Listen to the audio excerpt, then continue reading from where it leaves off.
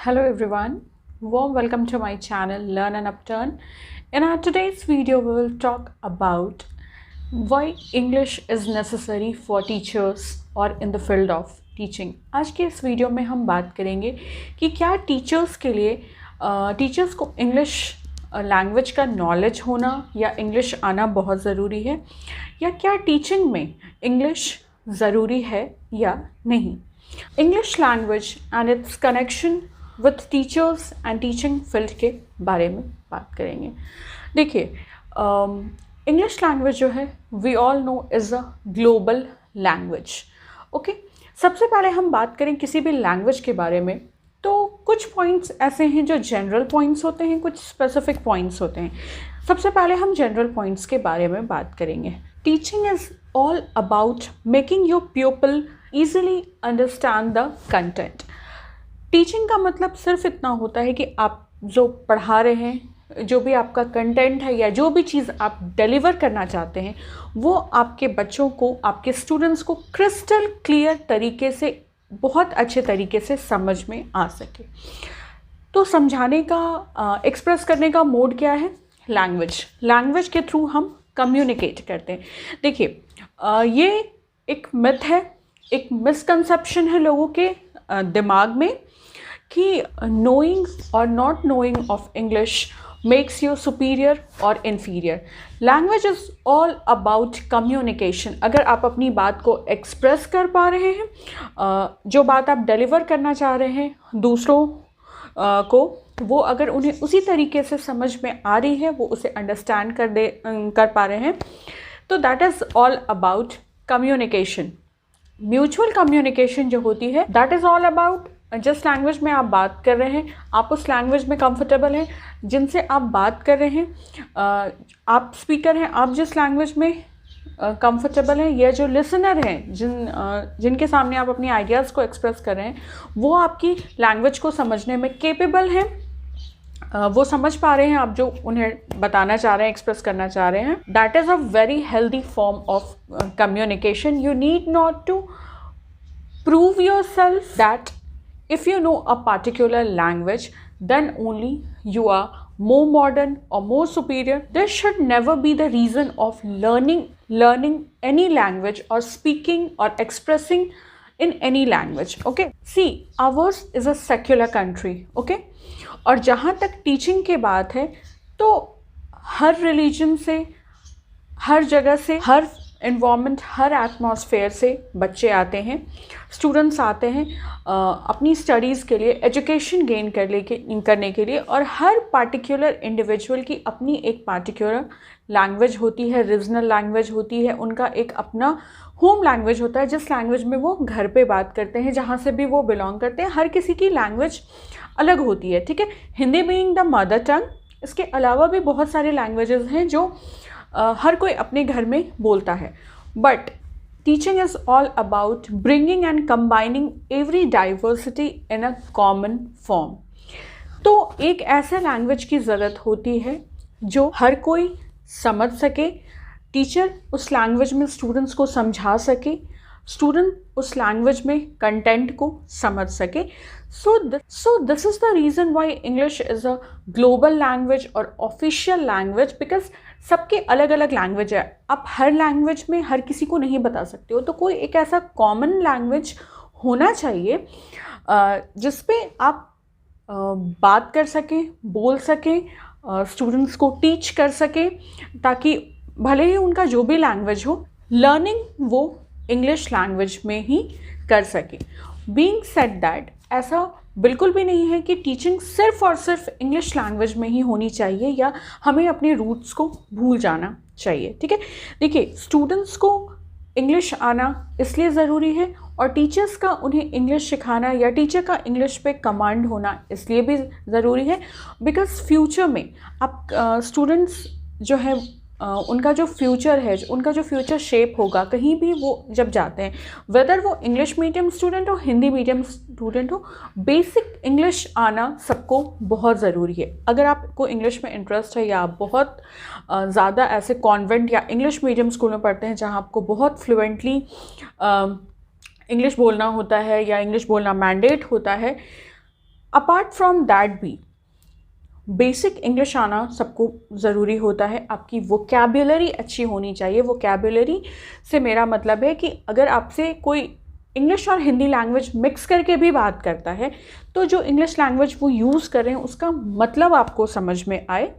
And apart from that basic knowledge के बाद अगर आप उस लैंग्वेज पे कमांड पाना चाहते हैं, उस लैंग्वेज में और एक्सेलेंस चाहते हैं, तो फिर आप वो धीरे धीरे उस चीज़ को लर्न करके उसमें deep knowledge and command gain कर सकते हैं।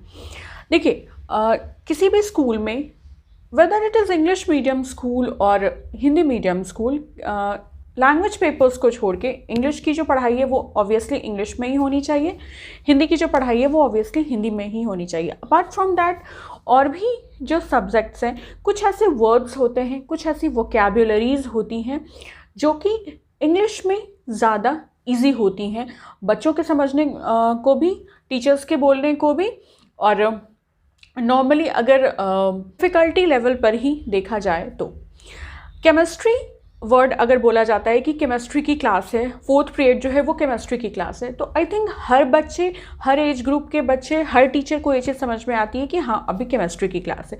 बट अगर आप इंग्लिश मीडियम स्कूल्स जहाँ पे बच्चों को स्टार्टिंग से इंग्लिश बोलने के लिए सिखाया जाता है, वहाँ पे अगर आप जाकर बोलो कि 4th पीरियड जो है आपकी वो रसायन शास्त्र की क्लास है, doesn't it seem little difficult? तो ease for the sake of ease, जो एक्सप्रेशन है वो थोड़ा, जो वोकैबुलरी है वो थोड़ा इजी हो, कॉमन हो सबके लिए और सबको समझ में आ सके। Basic knowledge of English for teachers and students is necessary. देखिए बेस्ट मीडियम या बेस्ट लैंग्वेज किसी भी चीज़ को एक्सप्लेन करने का, चाहे आप स्पीच में बोल रहे हो या आप एलोक्वेशंस में बोल रहे हो या किसी पब्लिक प्लेटफॉर्म पे बोल रहे हो, स्टूडेंट्स को पढ़ा रहे हो, लेक्चरर्स हो, टीचर्स हो, is the mix of both the languages. ठीक है, जब मैं लैंग्वेज पेपर्स की बात नहीं कर रही हूँ, मैं नॉर्मल जो पेपर्स हैं उनकी बात कर रही हूँ।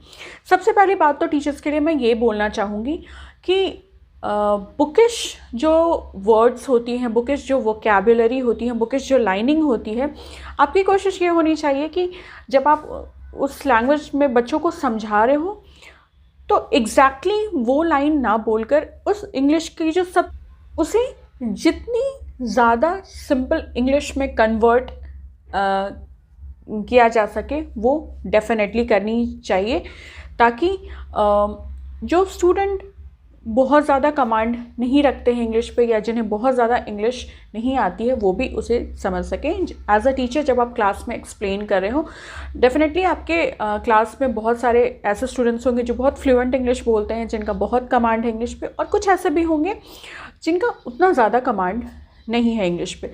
डेफिनेटली आप इंग्लिश में अपने कंटेंट को पढ़ाइए, बट वो जो इंग्लिश है वो बहुत सिंपल इंग्लिश होना चाहिए जो कि ईजिली अंडरस्टैंडेबल हो by every individual of the class. And apart from that आप हिंदी यूज़ कर सकते हैं चीज़ों को एक्सप्लेन करने के लिए, लाइंस को एक्सप्लेन करने के लिए। जो वोकैबुलरी है, जो टर्म्स है, उसे इंग्लिश में यूज़ कीजिए। देन आप उस टर्म को सिंपल इंग्लिश में, उसकी मीनिंग को इंग्लिश में समझा सकते हैं, सिंपल इंग्लिश में। This is a tough English vocabulary, इसको आप कन्वर्ट कीजिए सिंपल इंग्लिश वोकैबुलरी में। एंड देन उसके बाद आप किसी रियल लाइफ एग्जाम्पल्स के साथ उसे हिंदी में समझा सकते हैं, जैसी भी इन्वायरमेंट है। इंग्लिश बोलना इन्वायरमेंट पे भी डिपेंड करता है। आपके क्लास में जो बच्चे हैं वो किस तरह की लैंग्वेज में चीज़ों को समझते हैं, या कहाँ से वो बिलोंग करते हैं, कहाँ से वो बच्चे आते हैं, ये सारी चीज़ों पे भी लैंग्वेज बहुत ज़्यादा डिपेंड करता है। कितना वो समझ पाएंगे, इस सारी चीज़ों पे भी डिपेंड करता है। अगर आप नॉर्मल स्कूल में भी हैं जहाँ पर बहुत ज़्यादा ऐसा इंग्लिश का ट्रेंड नहीं है, तो भी मैं ये चीज़ बोलूँगी कि हर किसी को बेसिक इंग्लिश आना चाहिए। बिकॉज़ स्कूल के बाद भी आप बहुत सारी ऐसी एक्टिविटीज़ होती हैं, सिर्फ स्कूल की बात नहीं है, स्कूल एनवायरनमेंट की बात नहीं है। आप ट्रैवलिंग कर रहे हो, आप कहीं घूमने जा रहे हो, आगे आप कभी जॉब करोगे, किसी से मिल रहे हो आप, कभी आपको कुछ ऐसी इमरजेंसी आ गई, किसी से आपको इंटरैक्ट करना है, तो अगर आपको बेसिक इंग्लिश भी आती है तो आप इंटरैक्ट कर सकते हो। सपोज़ दैट आप किसी स्टेट में जाते हो, ठीक है, जहाँ की अपनी फॉर एग्ज़ाम्पल आप वेस्ट बंगाल में जा रहे हो जहाँ सब लोग बंगाली बोलते हैं, ठीक है। वहाँ जाकर अगर आप हिंदी में बात करते हो, सपोज़ वहाँ लोगों को हिंदी नहीं समझ आती है, ठीक है, तो आपके पास अगर आप इंग्लिश जानते हो, इंग्लिश एक ऐसा लैंग्वेज है जिससे आप हर जगह के लोगों को, हर स्टेट के लोगों से, हर रिलीजन के लोगों से कम्युनिकेट कर सकते हो, अपनी बात एक्सप्रेस कर सकते हो उनके साथ। इसलिए एज अ टीचर भी आपको बेसिक इंग्लिश आना ज़रूरी है। और अगर आप इंग्लिश मीडियम स्कूल्स में नहीं भी पढ़ाते हैं, हिंदी मीडियम स्कूल्स में भी पढ़ाते हैं, तो कोशिश ये रखिए कि बच्चों को इतनी इंग्लिश आए, इस लेवल के इंग्लिश आए, ताकि कभी ज़रूरत पड़ने पे वो कम्युनिकेट कर सके इंग्लिश में। एज अ टीचर अगर आप फ्लुएंट नहीं हैं इंग्लिश बोलने में, कोई प्रॉब्लम नहीं है, आप धीरे धीरे अपनी इंग्लिश को ब्रश अप कीजिए। स्टार्टिंग में आप कुछ वर्ड्स, कुछ लाइंस इंग्लिश में बोलने की कोशिश कीजिए, जो लाइंस बेसिकली स्कूल या बच्चों के साथ बहुत ज़्यादा यूज़ टू होती हैं, बोलना होता है आपको क्लास में। उन लाइंस पे, उन वर्ड्स पे, उन वोकैबुलरी पे कमांड लाइए। बहुत सारी चीज़ें हैं जहाँ से आप इंग्लिश अभी के टाइम पे सीख सकते हैं। आप डिक्शनरीज कंसल्ट कर सकते हैं, आप न्यूज़पेपर्स देख सकते हैं, आप मूवीज़ देख सकते हैं, चैट शोज़ देख सकते हैं, ई बुक्स पढ़ सकते हैं, ई बुक्स सुन सकते हैं। तो बहुत तरीके से आप अपनी इंग्लिश को ब्रश अप कर सकते हैं। देखिए, using of both the language, mix of both the languages, English और हिंदी मिक्स करके पढ़ाना is the best way to teach your students. But कुछ ऐसे स्कूल्स, कुछ ऐसे इंस्टीट्यूशंस होते हैं जहाँ पर कंप्लीटली इंग्लिश स्पीकिंग मैंडेट होती है, ठीक है। तो टाइम के अकॉर्डिंग, सिचुएशन के अकॉर्डिंग वो भी गलत नहीं है। वो स्टूडेंट्स को इंग्लिश में फ्लुएंट इसलिए बनाते हैं, इंग्लिश में ट्रेन इसलिए करते हैं फॉर देयर फ्यूचर पर्सपेक्टिव्स।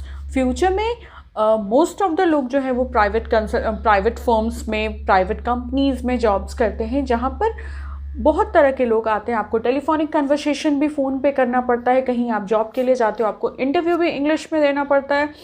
बहुत सारे फॉर्म्स ऐसे हैं जिसमें इन्फॉर्मेशंस जो होती हैं वो इंग्लिश में दी गई होती हैं। बहुत सारी ऐसी अपॉर्चुनिटीज़ आपके लाइफ में आती हैं जहाँ पे इन्फॉर्मेशंस आपको इंग्लिश में दी गई होती हैं। इसलिए बच्चों को इंग्लिश लैंग्वेज सिखाना बहुत ज़रूरी है।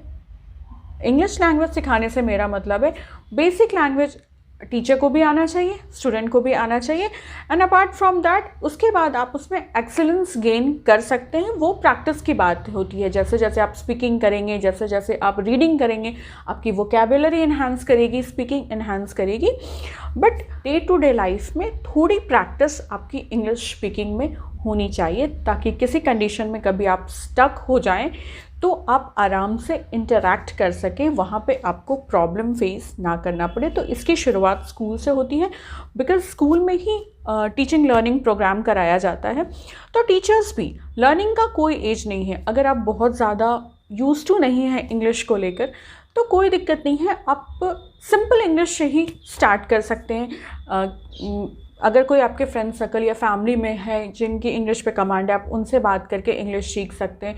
आप खुद के थ्रू भी बहुत सारी नेट सर्फिंग करके, शोज़ वगैरह देखकर इंग्लिश सीख सकते हैं, या फिर क्लासरूम में किस तरीके की इंग्लिश यूज़ की जा सकती है, या फिर अगर आपको कुछ बोलना है उसका ट्रांसलेशन क्या होगा इंग्लिश में, ये सारी चीज़ें भी आप देखकर समझ सकते हैं। इन शॉर्ट इस वीडियो को मैं ये बोलकर कंक्लूड करना चाहूँगी कि लैंग्वेज आपको इसलिए आना चाहिए ताकि आप में आपका जो कॉन्फिडेंस लेवल है वो मेंटेन रह सके, आपको कोई प्रॉब्लम नहीं हो। अगर न्यू अपॉर्चुनिटीज़ को अवेल करने में, कहीं जाने में आपको लैंग्वेज कॉन्स्ट्रेंट की कोई प्रॉब्लम ना हो, इस वजह से आपको बेसिक इंग्लिश लैंग्वेज जो कि ग्लोबल लैंग्वेज है, ऑफिशियल लैंग्वेज है, वो आनी चाहिए। और इसकी शुरुआत टीचिंग इंस्टीट्यूशन से ही होती है।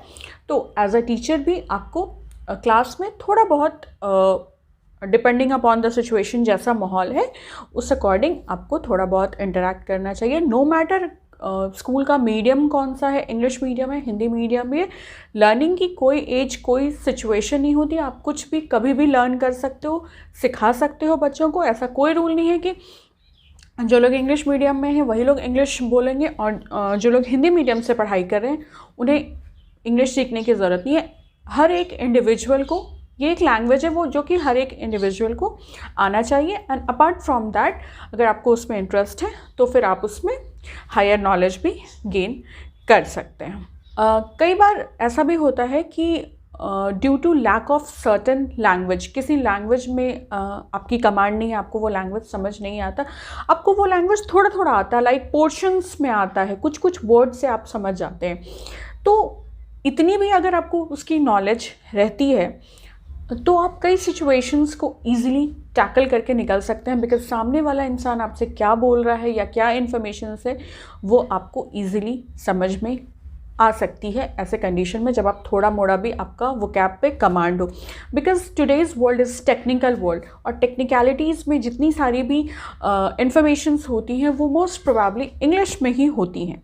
तो इस वजह से इस हर एक इंडिविजुअल को आना बहुत ज़रूरी है। और एज अ टीचर आपको इंग्लिश लैंग्वेज आना चाहिए, आपके खुद के कॉन्फिडेंस लेवल को भी बूस्टअप रखने के लिए और अपने स्टूडेंट्स को भी टीच करने के लिए एंड उनमें भी कॉन्फिडेंस बूस्टअप करने के लिए। एंड अपार्ट फ्रॉम दैट मैं एक बात और बोलना चाहूँगी, जब भी आप किसी लैंग्वेज को यूज़ कर रहे हैं एज अ कम्युनिकेशन पर्पस तो उसे just for a medium of communication use कीजिए। बिकॉज कई बार लोग इसे फैशन के सेंस में भी लेने लगते हैं, फैशन के सेंस में भी मिस यूज़ या किसी को नेग्लेक्ट करने लगते हैं, लाइक बीइंग कि उसे इंग्लिश नहीं आता। अगर सामने वाले को बिल्कुल भी इंग्लिश नहीं आती है and you can interact in other language like Hindi, जिससे बात उनकी समझ में आ सके, तो आपको डेफिनेटली उस लैंग्वेज को यूज़ करना चाहिए। Because English, Hindi, Bengali, Punjabi, every language is just a language and is a medium of communication, and being an official and global language, English is more dominant language. And no matter whether you know basic English or advanced English, you can definitely face a lot of situations more comfortably and confidently. So that's all for my today's video, जिसमें मैंने आपको बताया कि English की क्या importance है teaching life में या एक टीचर के लिए। जब भी आप कभी भी अपने आप को एक्सप्रेस कर रहे हैं तो आपको बोथ लैंग्वेजेस यूज़ करना चाहिए for connecting with the mass, with the audience. English, Hindi दोनों लैंग्वेज यूज़ करनी चाहिए, बट बेसिकली आपको बेसिक इंग्लिश की नॉलेज होनी चाहिए as a teacher in the field of teaching as well, ताकि आप अपने स्टूडेंट्स को भी इतना इंग्लिश ज़रूर सिखा सकें ताकि वो समझ सकें इंग्लिश, कम्युनिकेट कर सकें इंग्लिश और उसमें एक्सेलेंस गेन कर सकें और उनकी वोकैब बिल्डिंग भी इम्प्रूव हो सके। I hope you find my today's video helpful and informative. If you find it so, then kindly subscribe to my channel Learn and Upturn. Also, you can like and comment on my videos, and you can share this video easily with your friends and family. If you have any doubts or queries regarding my video, you can write down in the comment section below. I will definitely reply you there. Thank you so much for watching this video. Take care and bye.